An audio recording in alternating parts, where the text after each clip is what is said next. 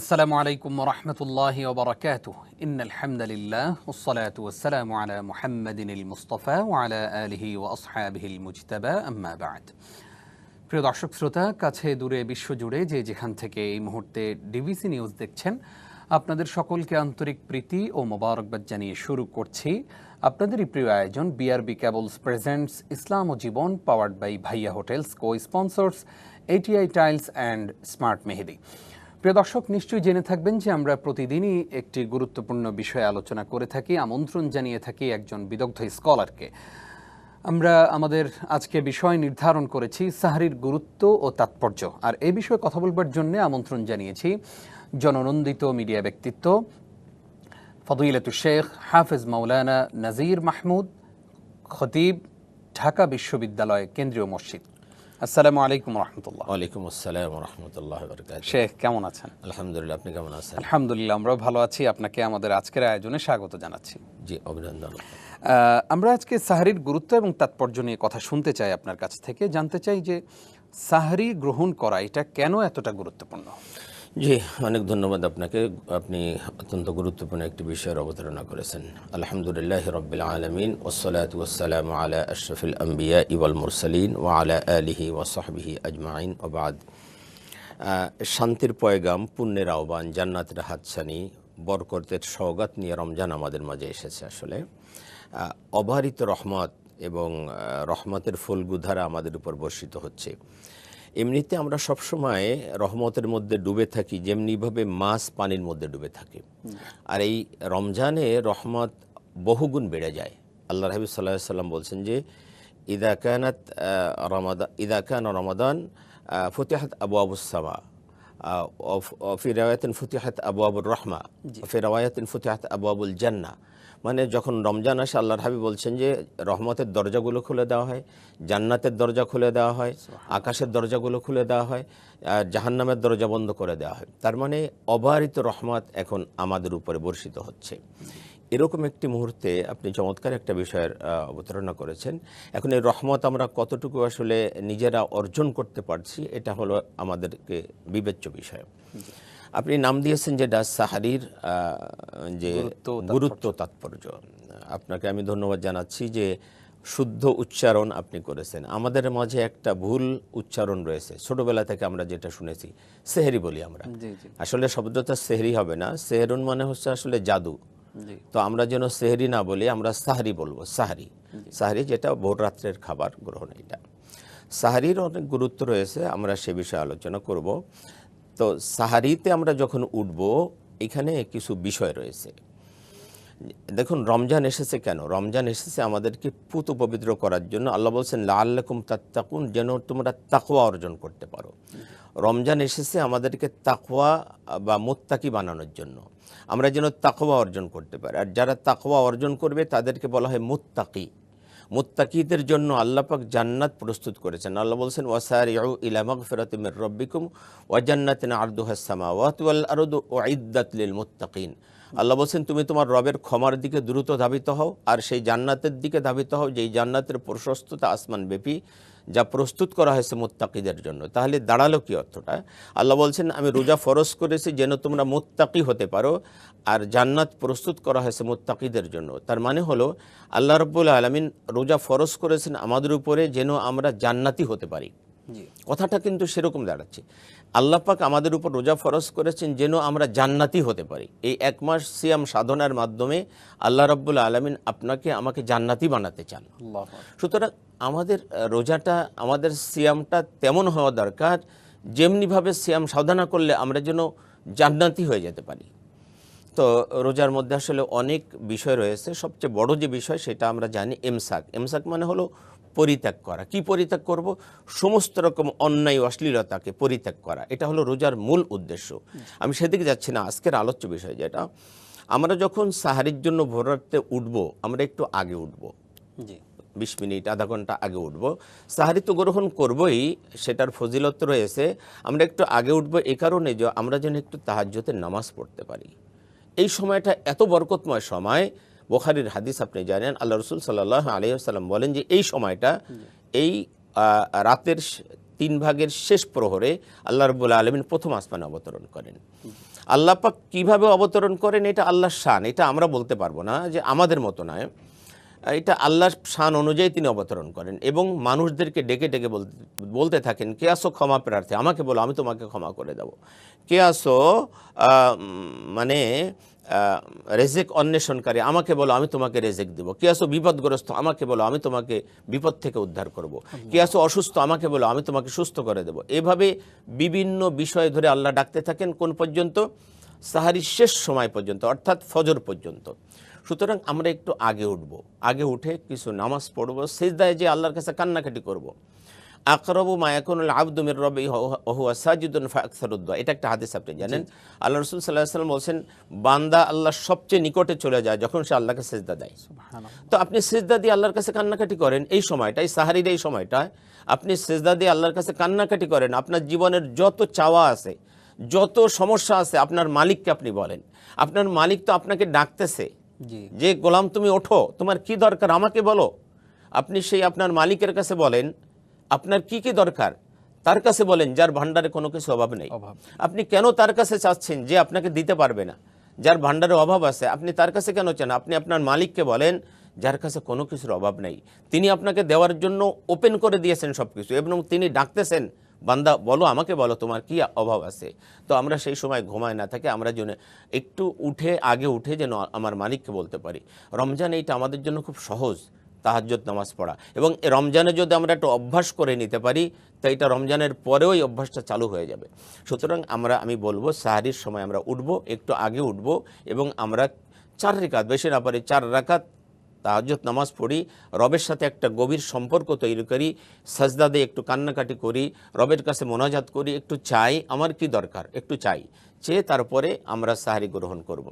সাহারি গ্রহণ করার মধ্যে অনেকগুলো ফায়দা রয়েছে, শারীরিক ফায়দা আছে, আধ্যাত্মিক ফায়দা রয়েছে। সেগুলো শারীরিক ফায়দা হলো আপনি যদি সাহারি গ্রহণ না করেন, আপনি রাতের বেলা যখন খেয়ে তারপরে ঘুমালেন, তো এই যে সাহারি গ্রহণ না করার কারণে দীর্ঘ সময় আপনাকে একটা না খাওয়ার মধ্যে থাকতে হলো, এটা শরীর উপরে একটা ব্যাড এফেক্ট পড়বে। সুতরাং এটা যেন না হয়, বরং সাহারি গ্রহণ করার মধ্যে আপনার যদি ক্ষুধা নাও লাগে, আপনি সামান্য কিছু খান, একটু পানি খান, একটা খেজুর খান, একটু দুধ খান, 1 গ্লাস দুধ খান, 2টা খেজুর খান, একটু পানি খান। এই যে খাবারটা খেলেন সারাদিনের ক্লান্তি আপনার দূর হয়ে যাবে, সারাদিনে আপনার এই যে শরীরের উপরে ব্যাড এফেক্ট এটা হবে না, আপনার রোজাটা কষ্টটা কম হবে। এই জন্য আল্লাহর হাবিব সাল্লাল্লাহু আলাইহি ওয়াসাল্লাম বলেছেন তাসাহহারু ফাইন্না ফিস সাহুরি বারাকা, তোমরা সাহারি গ্রহণ করো, সাহারির মধ্যে বারাকা আছে। বারাকা 2 ধরনের, এক হলো শারীরিক বারাকা, শরীরে আপনার এফেক্ট মানে ক্ষুধার এফেক্টটা হবে না, আর একটা হলো আধ্যাত্মিক বারাকা। আধ্যাত্মিক বারাকা কি? সাহারি খাওয়া সুন্নাত। আর আপনি জানেন এই মাসটা এমন একটা মাস যে মাসে যদি কেউ একটা নফল ইবাদত করে তো অন্য মাসে একটা ফরজ ইবাদতের সমতুল্য সওয়াব। সুবহানাল্লাহ, জাযাকাল্লাহ খাইর। আমরা আসবো আপনার কাছে আবার ইনশাআল্লাহ ছোট্ট একটি বিরতির পর। প্রিয় দর্শক, আপনারা দেখছেন আপনাদের প্রিয় আয়োজন বিআরবি কেবলস প্রেজেন্টস ইসলাম ও জীবন, powered by Bhaiya hotels, co sponsors ATI tiles and smart Mehedi. অনুষ্ঠানের এই পর্যায়ে নিচ্ছি ছোট্ট একটি বিরতি, সঙ্গেই থাকুন। প্রিয় দর্শক, আপনাদেরকে আরও একবার স্বাগত জানিয়ে শুরু করছি বিআরবি কেবলস প্রেজেন্টস ইসলাম ও জীবন। আজকে আমরা সাহারির গুরুত্ব ও তাৎপর্য নিয়ে আলোচনা শুনছিলাম। আলোচনা করছেন আমাদের প্রিয় স্কলার, ঢাকা বিশ্ববিদ্যালয় কেন্দ্রীয় মসজিদের সম্মানিত খতিব ফদিলাতুল শেখ হাফেজ মাওলানা নাজির মাহমুদ। শেখ, আপনাকে আরও একবার স্বাগত।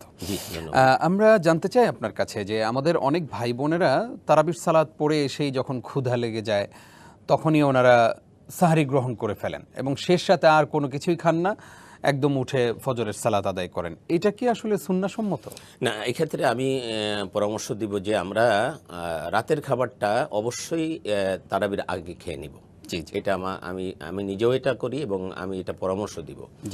ইফতার আমরা করি, ইফতার করার পরে, এবং আরবদের অভ্যাস হলো এটা যে ইফতারটা খুব তারা একটু দেরি করে এবং ইফতারটা বেশ বড় করে নেয়, এটাই তাদের রাতের খাবার। ইফতার একসাথে রাতের খাবার। আমরা যদি তাও নাও করি, ইফতারের সময় ইফতার করব এবং মাগরিবের নামাজের পরে তারাবির আগে পারলে যদি রাতের খাবারটা খেয়ে নেই, এটা সবচেয়ে ভালো হয়। যদি একান্ত নাই পারি, তারাবির পরে যদি কিছু খেতে হয় তা অল্প করে, বেশি না, যাতে সাহারির সময়টা আমরা খেতে পারি। আর একটা কথা আমি বলবো, সেটা হলো যে তারাবির পরে বেশি রাত না করা, দ্রুত ঘুমিয়ে যাওয়া, যাতে ভোর রাত্রে উঠতে আমাদের জন্য সহজ হয়। ভোর রাত্রে অবশ্যই আমাদেরকে উঠতে হবে, কারণ সাহারির মধ্যে বারাকা আছে। আল্লাহর হাবিব বলছেন, আমরা যে বিরতির আগে যে আলোচনা করছিলাম, আল্লাহর হাবিব সাল্লাল্লাহু আলাইহি ওয়াসাল্লাম বলছেন তাসাহহারু ফাইন্না ফিস সাহুরি বারাকা, তোমরা সাহারি গ্রহণ করবে কারণ সাহারির মধ্যে বারাকা আছে। তা রমজান মাসের মতো আমরা এই বারাকা থেকে কেন বঞ্চিত হব? অবশ্যই আমরা উঠব এবং সাহারি গ্রহণ করব। আপনি যে কথা বলছেন যে এই ভোররাত্রে সাহারি গ্রহণ করে না, এদের অনেকের কিন্তু শেষে ফজরের নামাজও কাজা হয়ে যায়। জি জি। এই যে না ওঠার কারণে ফজরের নামাজও কাজা হয়ে যায়। অথচ ফজরের নামাজ এত গুরুত্বপূর্ণ যে যে ব্যক্তি, আল্লাহর হাবিব বলছেন, যে ব্যক্তি ফজরের নামাজ জামাতের সাথে আদায় করলো সেজন্য অর্ধেক রাত দাঁড়িয়ে দাঁড়িয়ে নামাজ পড়লো, আর যে ব্যক্তি ঈশান নামাজ জামাতে আদায় করলো সেজন্য আরও অর্ধেক রাত দাঁড়িয়ে দাঁড়িয়ে নামাজ আদায় করলো।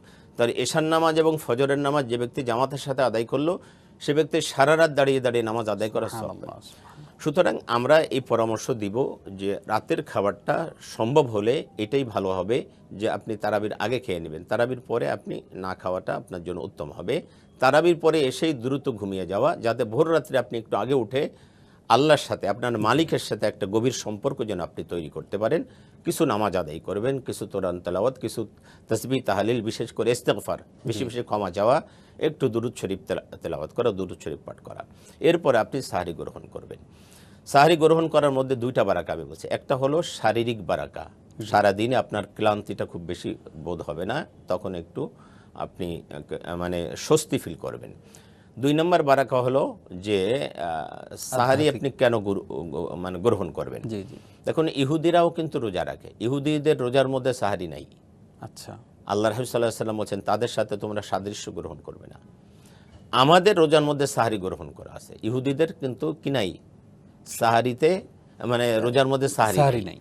এই জন্য আমাদের উচিত হলো আমরা যেন তাদের সাথে সাদৃশ্য না রাখি, আমরা অবশ্যই সাহারি গ্রহণ করব, রোজা রাখবো। এটা যে ফরজ তা না, কিন্তু সুন্নাহ, এই সুন্নাহটাকে যে আমরা ছেড়ে না দিই, আমরা অবশ্যই সাহারি গ্রহণ করব। আমরা একটু আসতে চাই যে অনেক সময় দেখা যায় যে আমি অনেক আইটেম দিয়ে খাবার খেলাম, সাহারি গ্রহণ করলাম, কিন্তু ঠিক আমার পাশের বাসার মানুষটা, সেই মানুষগুলো না খেয়ে থাকলো, বা তাদের বাসায় ওই রকম খাবার অ্যারেঞ্জ করার মতো সেই সামর্থ্য তাদের নেই। আমার বিল্ডিংয়ের দারোয়ান না খেয়ে থাকছে, হয়তো একদম শুধু সাদামাটা ডাল ভাত খাচ্ছে, তাদের প্রতি আমি কোনো ভ্রুক্ষেপই করলাম না, অথচ আমি ঠিকই প্রতিদিন এক পদের মাংস, এরপরে ভর্তা, ভাজি সব কিছু দিয়ে সাহারি গ্রহণ করলাম। এটা কি একজন ইমানদারের করা উচিত? কোনোভাবেই উচিত নয়। আপনি যদি দেখেন হযরত সালমান ফারসি রাদিয়াল্লাহু আনহু থেকে বর্ণিত একটা হাদিস, আল্লাহ রাসূল সাল্লাল্লাহু আলাইহি ওয়াসাল্লাম রমজানের ঠিক আগের দিনে, শাবানের শেষ তারিখে আল্লাহর হাবিব একটা খুতবা দিলেন। তিনি বলছেন যে আল্লাহর হাবিব আমাদেরকে একটা খুতবা দিলেন, একটা বক্তব্য দিলেন। সেই বক্তব্যের মধ্যে তিনি একটা অংশ বললেন, ওহুয়া শাহরুল মুওয়াসাত, যে তোমাদের উপর একটা মাস আসতেছে, এই মাসটা অত্যন্ত মোবারক, শাহরুন আজিমুন ও শাহরুন মোবারকুন, একটা মহান মাস আসতেছে, যে মাসটা অত্যন্ত বরকতময় মাস, এভাবে বললেন। এক পর্যায়ে বললেন ওহুয়া শাহরুস সবর, এটা সবরের মাস, অসবর সওয়াবহু আল জান্নাহ, আর এই সবরের প্রতিদান হলো জান্নাত। এরপরে বললেন ওহুয়া শাহরুল মুওয়াসাত, এই মাসটা হলো সহমর্মিতার মাস। এটা এমনই একটা মাস, সহমর্মিতা। তো আপনি যদি পাশের বা একদম আপনার পাশের মানুষের প্রতি এই সহমর্মিতাটা না দেখাতে পারেন, তাহলে কেমন সহমর্মিতা হলো। এই জন্য আরেকটা হাদিস আসছে, রাসূল পাক সাল্লাল্লাহু আলাইহি ওয়াসাল্লাম বললেন যে ওই ব্যক্তি মোমেন নয় যে নিজে পেট পুরে খায় আর তার প্রতিবেশী না খেয়ে আছে, এটা সে দেখে না, সে তো মোমেনই নয়। আল্লাহ রাব্বুল বলছেন সে মোমেন নয়। সুতরাং আপনি যে চমৎকার একটা কথা বলেছেন যে আমার পাশে কে আছে, সে খাচ্ছে কি না, বা সে কি খাচ্ছে, কি খেয়ে রোজা রাখছে, এটা দেখা তো একজন ইমানদার ব্যক্তির দায়িত্ব। অবশ্যই আমি সেটা দেখব যে আমার প্রতিবেশী কি হালাতে আছে, কি অবস্থায় আছে, আমার বাসার দারোয়ানটা কি খেয়ে আছে, আমার ড্রাইভার ঠিকমতো খেতে পাচ্ছে কিনা, আমার বাড়ি যে সার্ভেন্ট আছে কাজ করে তার রোজাটা কিভাবে সে অতিবাহিত করছে, এই বিষয়গুলো তো দেখা খুব জরুরি। সাহাবা রাদিয়াল্লাহু আজমাইনদের অবস্থা কি ছিল? তারা এই শাবান মাসে কিন্তু যাকাত দিয়ে দিতেন। যারা ধনী তারা শাবান মাসেই যাকাত দিয়ে দিতেন। আমরা তো সবাই রমজানে যাকাত দিই, কিন্তু সাহাবারা শাবান মাসে যাকাত দিয়ে দিতেন। কেন? মানে যারা গরিব তারা যেন রমজানে ঠিকমতো ভালোভাবে রোজা রাখতে পারে, এজন্য তারা শাবান মাসেই যাকাত আদায় করে দিতেন, যেন রমজানে যারা গরিব তারা ভালোভাবে রোজা আদায় করতে পারে, সাহারি এবং ইফতার যেন ঠিকমতো করতে পারে, এজন্য শাবান মাসেই তারা যাকাত দিয়ে দিতেন। এজন্য আমাদের উচিত হলো যারা আমাদের প্রতিবেশী বা আমাদের পরিচিত জন, আমাদের জানাশোনা যারা গরিব আছে, তাদের মাঝে আমরা এই টাকাটা বন্টন করে দিতে পারি, এবং তারা যেন সুন্দরভাবে সাহারি, ইফতারি এবং রোজার দায়িত্বগুলো ভালোভাবে পালন করতে পারে। এই জন্য আমাদের উচিত তাদেরকে আমাদের এই সহযোগিতা করা, সহমর্মিতা দেখানো, এটা আমাদের দায়িত্ব। অনেক অনেক শুক্রিয়া মোহতারাম। আমরা অনেক গুরুত্বপূর্ণ কিছু পয়েন্ট আপনার মাধ্যমে আমাদের দর্শকদেরকে উপহার দিতে পেরেছি। আপনি কষ্ট করে আমাদেরকে আজকে সময় দেওয়ার জন্য আপনাকে ধন্যবাদ জানাচ্ছি। আপনাকে ধন্যবাদ, আমি দর্শকদেরকে ধন্যবাদ জানাচ্ছি এবং রমজানের রহমত বারকাত নাজাত যেন আল্লাহ পাক আমাদের সকলকে নসিব করেন সেই দোয়া করছি। আল্লাহুম্মা আমিন। জাযাকুমুল্লাহ খাইর। প্রিয় দর্শক, মাহে রমাদানের এই সময়টাতে আসুন না আমরা একটু আল্লাহর কাছে তওবা করি। জীবনের যদি শেষ রমজান হয়ে যায়, তাহলে এই রমজানেই যেন আমি আল্লাহর কাছে আমার গুনাহগুলো ক্ষমা করে নিতে পারি। কারণ রাসূল সাল্লাল্লাহু আলাইহি ওয়াসাল্লামের কাছে জিবরাইল আলাইহিস সালাতু ওয়াসসালাম বলেছেন, যে ব্যক্তি রমজান পেল কিন্তু তার গুনাহ মাফ করতে পারল না, সেই জন্য ধ্বংস হয়ে যায়। রাসূল সাল্লাল্লাহু আলাইহি ওয়াসাল্লাম কিন্তু আমিন বলেছিলেন। তার মানে আমাদের জন্য অনেক বেশি সতর্কতা এই জায়গায় যে আমরা যেন রমজানেই আমাদের গুনাহগুলো ক্ষমা করিয়ে নিতে পারি। সাহরির গুরুত্ব সম্পর্কে আলোচনা শুনেছি। আল্লাহ তাআলা আমাদেরকে আমল করার তৌফিক দান করুক, আমিন। প্রিয় দর্শক, আপনারা এতক্ষণ দেখছিলেন বিআরবি কেবলস প্রেজেন্টস ইসলাম ও জীবন, powered by Bhaiya hotels, co sponsors ATI tiles and smart Mehedi. আজ এই পর্যন্তই। আগামীকালকের পর্ব দেখবেন, সেই প্রত্যাশা বিদায় নিচ্ছি। নিজাম বিন মুহিব। আসসালামু আলাইকুম ওয়া রাহমাতুল্লাহি ওয়া বারাকাতুহু।